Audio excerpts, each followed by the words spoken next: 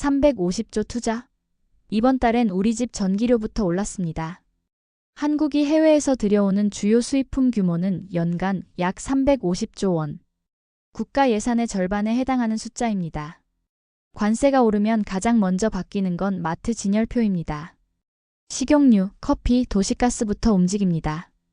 그리고 그 영향은 곧바로 연금, 공공요금, 자녀 일자리로 번질 수 있습니다. 지금부터 관세가 현실화됐을 때 우리 가게에 어떤 숫자가 찍히는지 보여드리겠습니다. 아직 확정된 건 아니지만 시장은 이미 움직이고 있습니다. 환율과 수입 물가가 들썩이면서 우리의 생활비에 직접적인 압박을 주고 있죠. 오늘은 이번 관세가 어떤 품목에 영향을 주는지, 그리고 그 여파가 우리 삶에 어디까지 미칠 수 있는지 구체적으로 말씀드리겠습니다. 350조 원이 어느 정도의 돈일까요? 국민 한 사람당 680만 원, 4인 가족이면 2,700만 원에 해당합니다. 전국 어르신들께 매달 100만 원씩 6년 동안 드릴 수 있는 돈이죠. 단순한 숫자가 아니라 곧바로 연금, 물가, 집값, 그리고 삶, 그 자체와 이어지는 돈입니다. 350조 원이 사라지면 구체적으로 어떻게 될까요? 보도에 따르면 여러분이 매달 받는 연금이 10%에서 15%까지 줄어들 수 있습니다. 현재 월 200만 원 받는 분이라면 170만 원으로 줄어들 수 있고, 쌀 한 포대값이 10,000원 넘게 올라 1년에 12만 원 이상 더 나갑니다. 계란 한 판 값이 2,000원 오르면 1년이면 24만 원이에요. 혹시 1997년 외환위기 기억하시나요? 그때도 이런 식으로 시작됐습니다. 달러가 오르고 물가가 뛰고 하루아침에 평범한 가정이 무너졌죠. 앞으로 이런 변화가 생활에 어떤 영향을 줄지 계속 이어서 전해드리겠습니다. 구독과 좋아요는 제작에 큰 힘이 됩니다. 기름값은 더욱 심각합니다. 리터당 300원씩 오를 수 있는데 이는 월 주유비가 4만 원 더 나간다는 뜻입니다. 기름값이 오르면 버스 택시 요금, 택배비와 물류비까지 줄줄이 올라가죠. 결국 그 부담은 고스란히 국민들의 몫이 됩니다. 한국거래소 전광판에 빨간불이 켜졌습니다. 불과 하루 만에 코스피가 2에서 3% 넘게 급락했고 그날 하루 시가총액 64조 원이 증발했습니다. 평소 하루 거래 대금 10조 원이 단숨에 20조 원으로 뛰었어요. 증권사 딜링룸은 전쟁터로 바뀌었고 긴급 매도, 리스크 차단 지시가 쏟아졌습니다. 전문가들은 이렇게 말했습니다. 30년 증권시장 생활 동안 이런 동시다발적인 충격은 처음입니다. 삼성전자와 현대차 같은 대표 기업들마저 하루에 56%씩 빠졌습니다. 단순한 주가 변동이 아니라 금융과 산업 전반이 동시에 흔들린 겁니다. 서울 송파구에 사는 67세 김영수 씨는 아침 뉴스를 보다가 깜짝 놀랐습니다. 여보, 달러가 또 올랐대. 우리 적금 괜찮을까? 30년간 모은 3억 원으로 노후를 준비했지만 환율과 물가가 동시에 뛰면서 그 돈의 실질 가치가 빠르게 줄어들지 않을까 불안해졌습니다. 부산에 사는 71세 박미영 씨는 혼자 연금 120만 원으로 생활하고 있습니다. 남편은 일찍 세상을 떠났고 두 자녀도 멀리 떨어져 있어 병원비와 생활비를 혼자 감당해야 합니다. 최근 무릎 수술로 300만 원이 나가면서 적금도 거의 바닥이 났습니다. 박미영 씨는 앞으로의 삶이 걱정스럽기만 합니다. 수원에 사는 52세 이철수 씨는 말 그대로 삼중고에 시달리고 있어요. 아버지 요양원비 월 150만 원, 대학생 딸 등록금과 생활비 월 120만 원, 그리고 내 노후 준비까지. 물가까지 오르면 정말 버틸 수 있을까요? 부모 부양, 자녀 교육, 노후 준비라는 세 가지 부담을 동시에 져야 하는 50대에게 물가 상승은 치명적입니다. 전국 산업 현장들의 불안거제도 삼성중공업 조선소. 점심시간 용접공들이 불안한 대화를 나눴습니다. 50대 베테랑 용접공 김동수 씨는 동료들에게 말했습니다. 30년 조선업 하면서 이런 불안은 처음이야.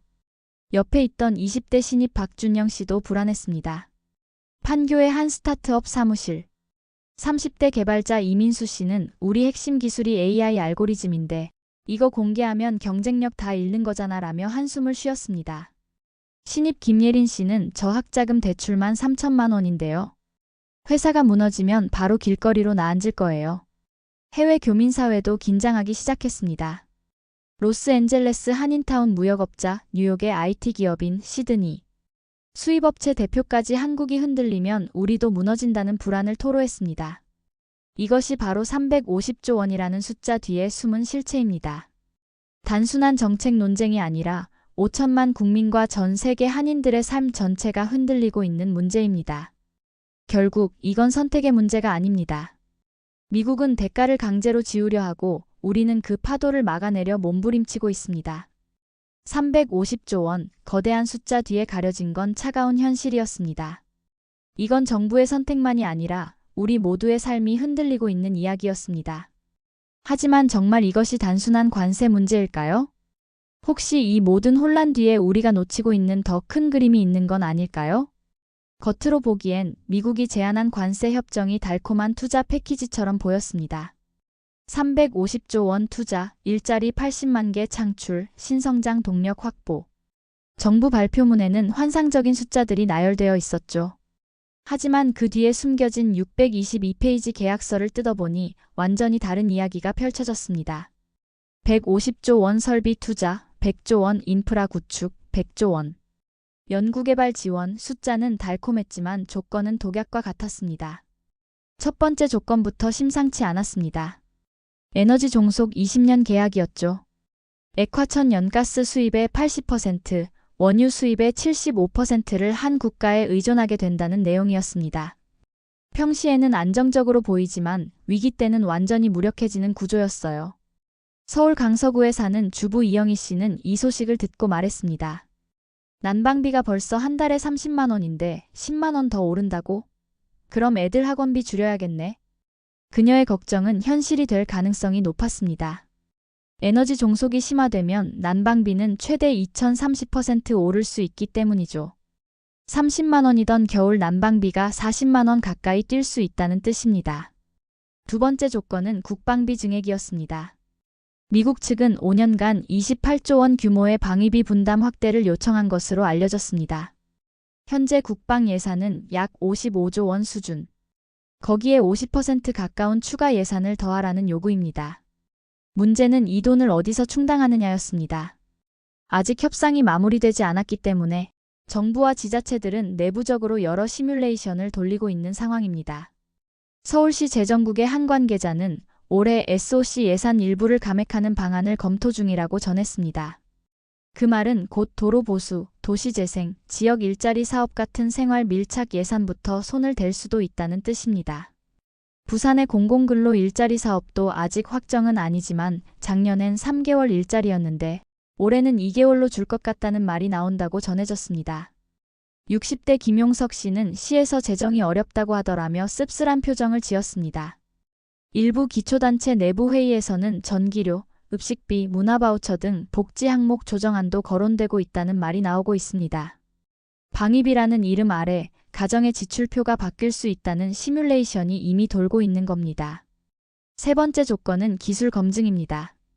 지금까지 미국이 공식적으로 기술 설계도나 알고리즘 자료를 요구한 적은 없습니다. 하지만 산업계에서는 2021년 사례를 떠올리며 긴장하고 있습니다. 그때 미국은 반도체 공급망 조사를 이유로 삼성 TSMC 같은 기업들에게 생산 수요 공급 정보를 제출하라고 요청했죠. 당시 한국 정부와 업계는 기술 유출 우려를 공식 제기하기도 했습니다. 전문가들은 기술 검증이 다시 도마 위에 오를 수 있다고 경고합니다. 이번 관세 협정의 조건문 일부의 검증 절차는 추후 양국 합의로 세부 조정한다는 단서 조항이 있었기 때문이죠. 산업계는 기술 검증이 단순 품질 점검에서 경쟁력 이전으로 이어지는 건 아닌지 조용한 위기를 감지하고 있습니다. 서울 금천구에 있는 배터리 부품 중소기업에서 일하는 35세 이현주 씨는 요즘 불안한 마음을 감추지 못합니다. 우리가 가진 게 배터리 관리 시스템 기술인데요.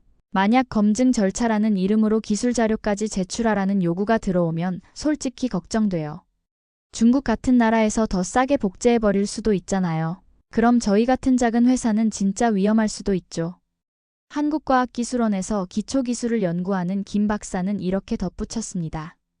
기초연구부터 상용화까지 10년 넘게 걸리는 기술입니다. 그런데 최근 일부 조항을 보면 검증이라는 명목 아래 민감한 기술까지 요구받을 여지가 있어요.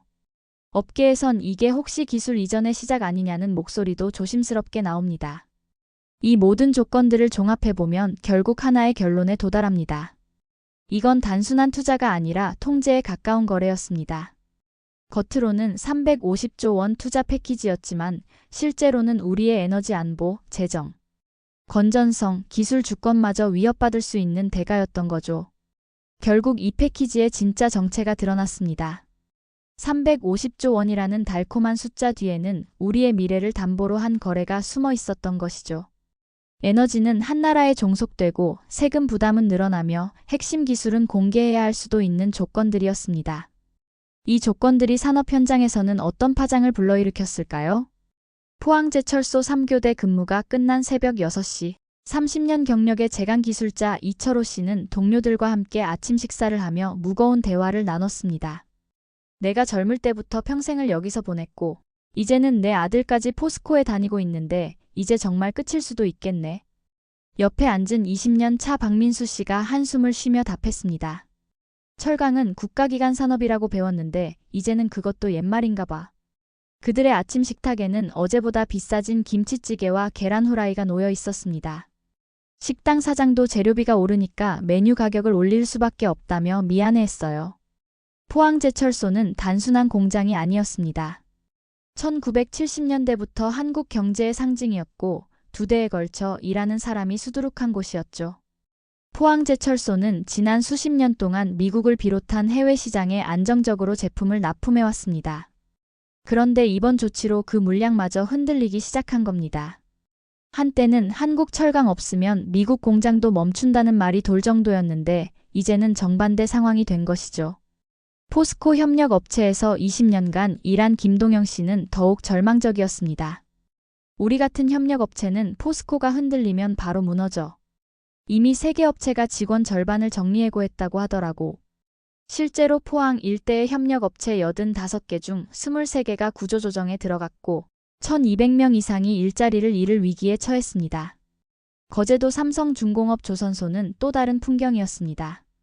거제도 삼성중공업 조선소는 최근 대규모 수주로 바쁘게 돌아가고 있습니다. 하지만 현장 노동자들의 마음은 마냥 편치 않습니다. 배는 많아도 원자재 값이 오르면 남는 게 없어요. 25년 경력의 용접工김동수 씨는 이렇게 말했습니다. 즉, 일감은 넘쳐도 수익성이 줄고 고용 안정성은 여전히 불안하다는 거죠. 울산 현대자동차 공장 역시 불안이 커지고 있었습니다. 미국 현지 공장을 운영하고 있어 완성차 수출 충격은 덜했지만 문제는 부품 조달과 원자재 가격이었습니다. 엔진 부품을 담당하는 15년 차 기술자 정민수 씨는 이렇게 말했습니다. 강판 값이 하루가 다르게 변해요. 어제 견적이랑 오늘 견적이 10%씩 차이 나니 생산 계획 세우기가 너무 힘듭니다. 현대차 협력업체에서 일하는 40세 이상호 씨는 더 구체적인 걱정을 했습니다. 우리는 시트 부품을 만드는데 문제는 원자재 값이 너무 빨리 오르는 겁니다. 가죽 값이 오르고 스펀지 값이 오르니 우리 같은 중소업체는 단가 협상에서 늘 밀릴 수밖에 없어요. 이러다가는 남는 게 없을까 걱정입니다. 로스앤젤레스 한인마트에는 이례적인 풍경이 벌어졌습니다. 김치, 라면, 고추장 다 떨어졌어요. 관세 협상이 체결되면 가격이 더 오른다길래 손님들이 몇 박스씩 쓸어가네요. 마트 사장 박정수 씨는 한숨을 내쉬었습니다.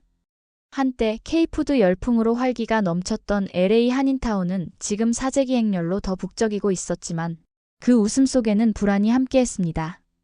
당장은 손님이 많아도 관세가 붙고 가격이 2배로 뛰면 누가 한국산 제품을 사겠습니까? 결국 우리만 힘들어질 거예요. 여기까지 보면 산업계부터 밥상까지 모두 영향을 받고 있습니다. 결국 이 모든 변화는 하나로 귀결됩니다. 350조 원 투자 패키지가 만들어낸 건 새로운 일자리가 아니라 투자라는 이름 뒤에 남은 불안과 압박뿐이었습니다. 독일 캐나다는 관세 위기 어떻게 막아냈을까요? 2018년 3월 미국 트럼프 대통령은 전 세계에 충격적인 발표를 했습니다. 철강에는 25%, 알루미늄에는 10%의 고율 관세를 부과한다. 표면적으로는 미국 안보를 지키기 위한 조치였지만 사실상 자국 산업 보호를 위한 관세 폭탄이었습니다. 당시 독일은 타격이 가장 클 수밖에 없었습니다. 벤츠, BMW, 폭스바겐 독일 자동차 산업은 미국 시장과 깊게 얽혀 있었고 철강과 알루미늄은 그 뿌리 같은 원자재였기 때문이죠. 그런데 놀라운 일이 벌어졌습니다. 메르켈 총리는 발표가 나온 지 48시간 만에 프랑스 마크롱 대통령과 긴급 통화를 했습니다. 그리고 단번에 유럽연합 차원의 공동 대응 방안을 마련했죠. 우리는 유럽이다. 개별 국가의 압박에 굴복하지 않는다. 이 짧지만 강력한 메시지가 전 세계 언론을 타고 퍼져나갔습니다. 당시 베를린의 한 정책연구소 관계자는 이렇게 회고했습니다. 처음엔 우리도 패닉 상태였어요. 그런데 정부가 빠르게 대안을 내놓자 시장이 진정됐죠. 이유는 곧바로 보복관세를 발표했습니다. 청바지, 위스키, 오토바이 미국을 상징하는 상품들의 관세를 매기며 맞불을 놓았습니다. 동시에 독일과 EU는 무역 다변화 전략을 내세워 중동과 아프리카 시장으로 판로를 넓혔습니다. 결과는 놀라웠습니다. 6개월 만에 수출 타격을 최소화하며 위기를 넘어선 겁니다. 그때 독일 경제부 차관은 회고록에 이렇게 남겼습니다. 가장 중요한 건 속도였습니다. 망설이는 순간 시장의 신뢰를 잃을 수 있었거든요. 그런데 이번에는 유럽이 2018년처럼 단결된 대응을 보여주지 못하고 있습니다. 그 이유는 명확합니다.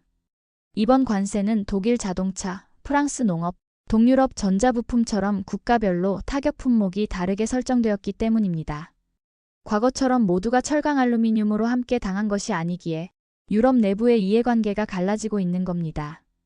게다가 메르켈 총리가 은퇴하면서 리더십의 구심점도 사라졌습니다.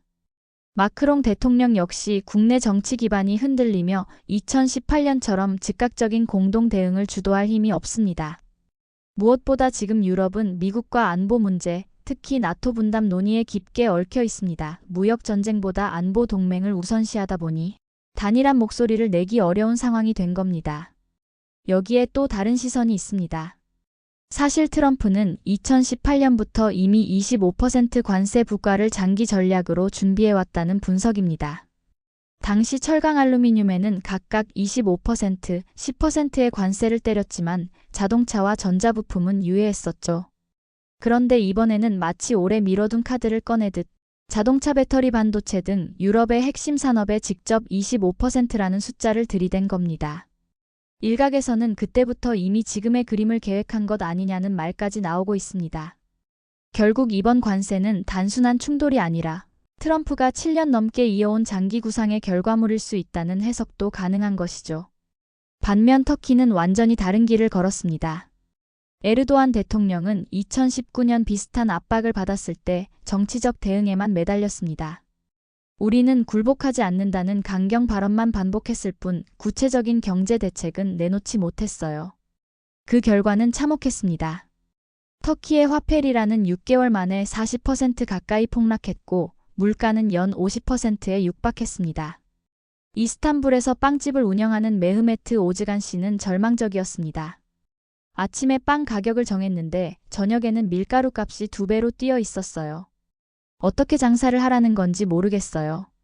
터키 국민들은 하루가 다르게 치솟는 물가의 생계를 위협받았습니다. 앙카라에서 택시를 모는 알리칸 씨는 이렇게 말했습니다. 기름값이 한 달에 3번 올랐어요. 손님들도 택시비가 비싸다고 불평하고 저희도 기름값 때문에 적자예요. 정말 막막해요. 정치적 발언만 있었을 뿐 경제적 대책은 부족했습니다.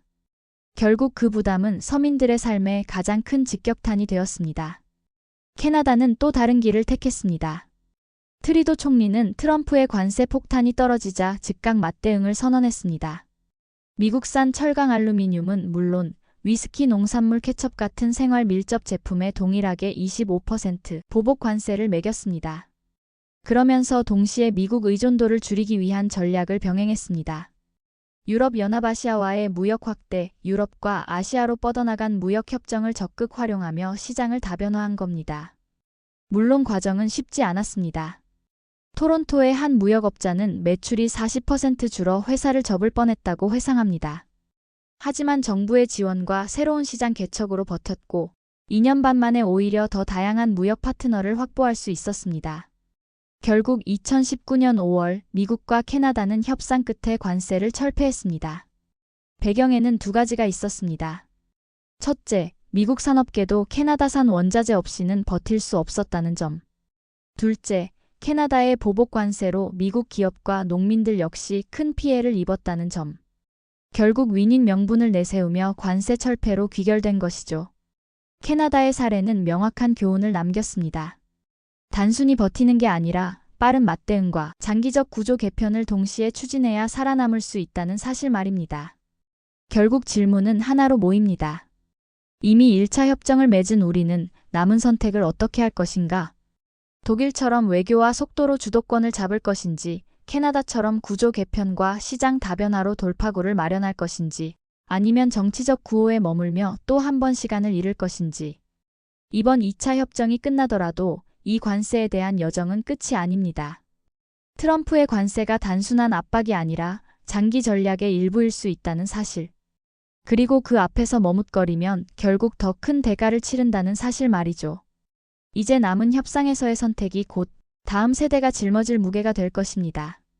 국가 경제의 파고는 가장 먼저 어디에 닿을까요? 바로 밥상입니다.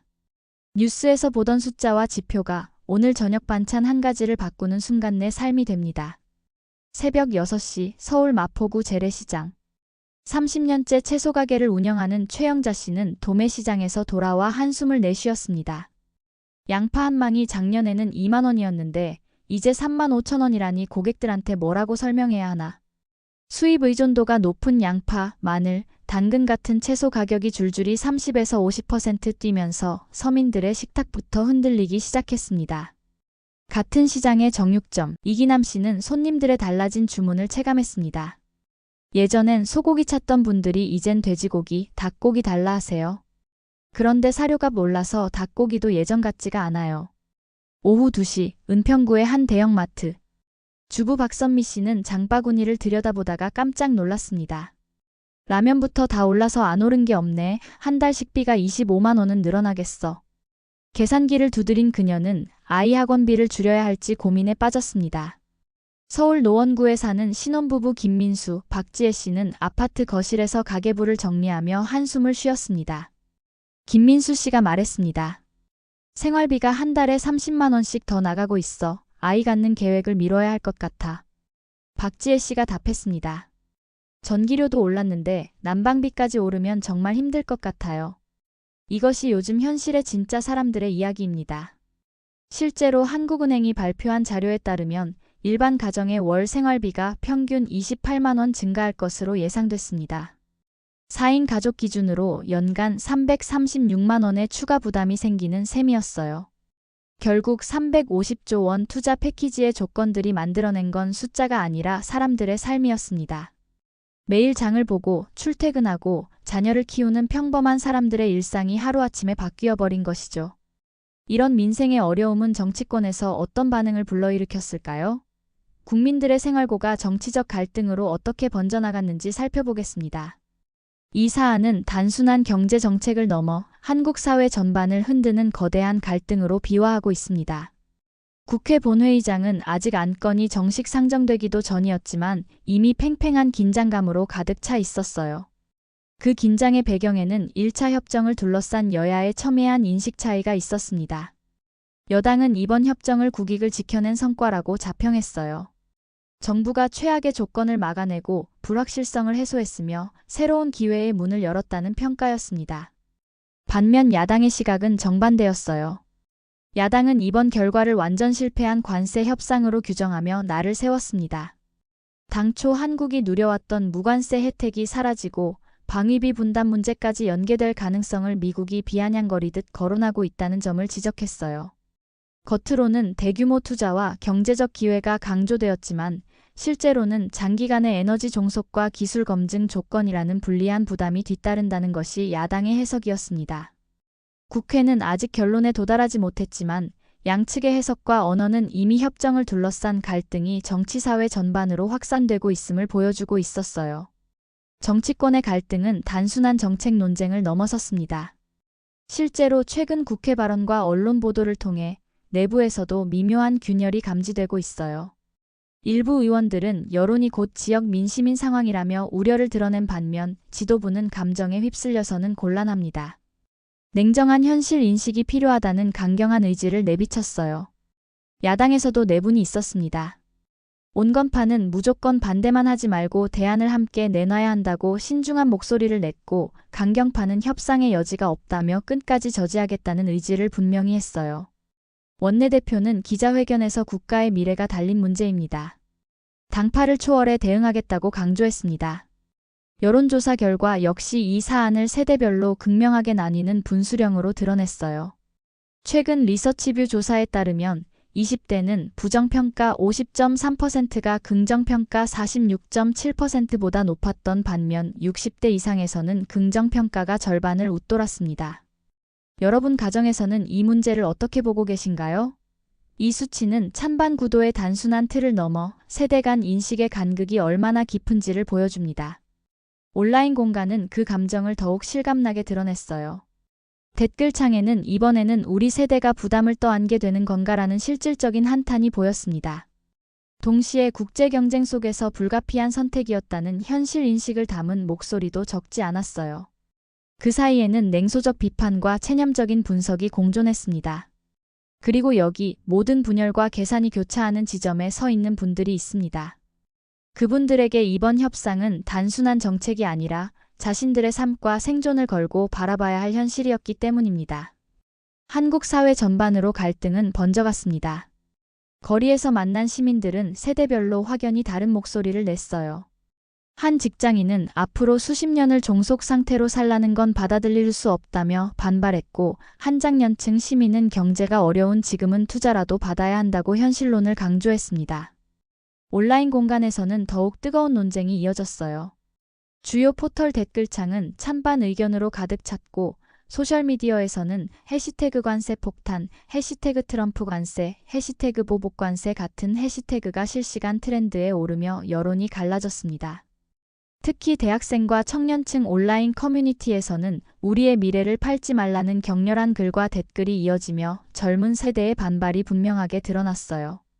국제사회 역시 한국의 움직임을 주시했습니다.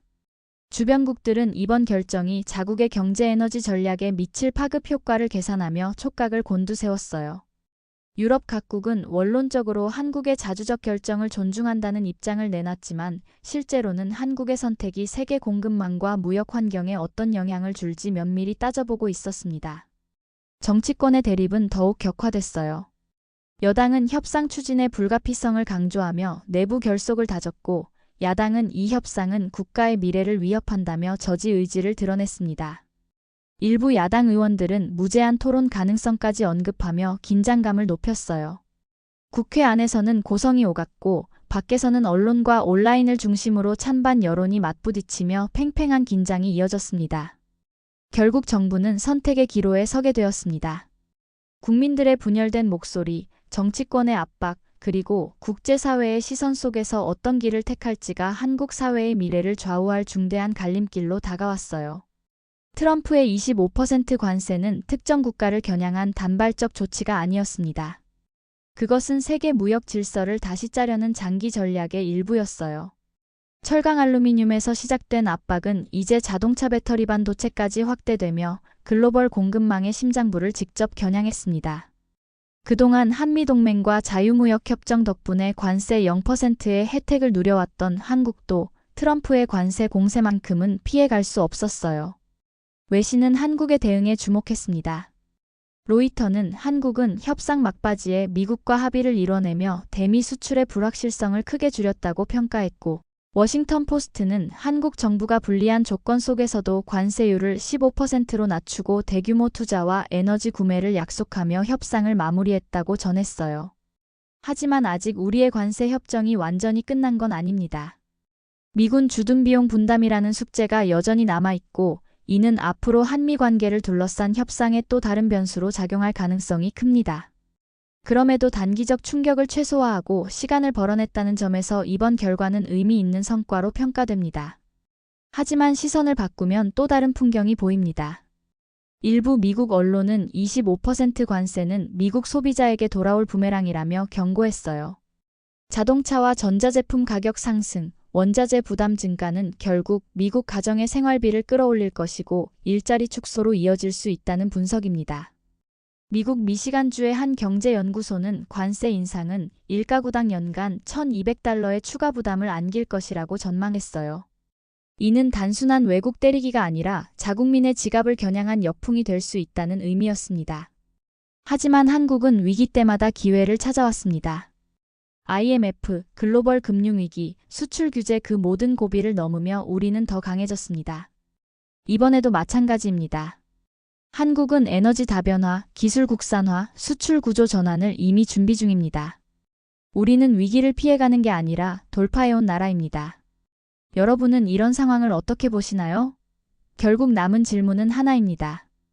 트럼프 행정부의 관세 공세는 특정 국가를 넘어 세계 무역 질서를 뒤흔들었고 한국은 그 한복판에서 시험대에 올랐어요. 이번 합의는 단순히 당장의 부담을 줄이는 타협이 아니라 앞으로 한국 경제가 어떤 방향으로 나아갈지 가늠하게 만드는 분기점입니다. 관세 협상과 투자 약속이 남긴 의미는 단순한 수치가 아닙니다. 그것은 곧 국민의 일자리와 기업의 경쟁력, 나아가 미래 세대의 선택지를 어떻게 넓히거나 좁힐 것인가의 문제예요. 남은 과제는 무겁지만 지금의 결정이 시간이 흐른 뒤 어떤 평가를 받을지는 결국 우리의 대응에 달려 있습니다. 이런 흐름 속에서 한국이 어떤 길을 택할지 앞으로도 꾸준히 지켜볼 필요가 있어요. 앞으로의 변화를 함께 살펴보고 싶으시다면 구독과 좋아요로 응원해 주시길 부탁드립니다. 긴 영상 시청해 주셔서 감사합니다.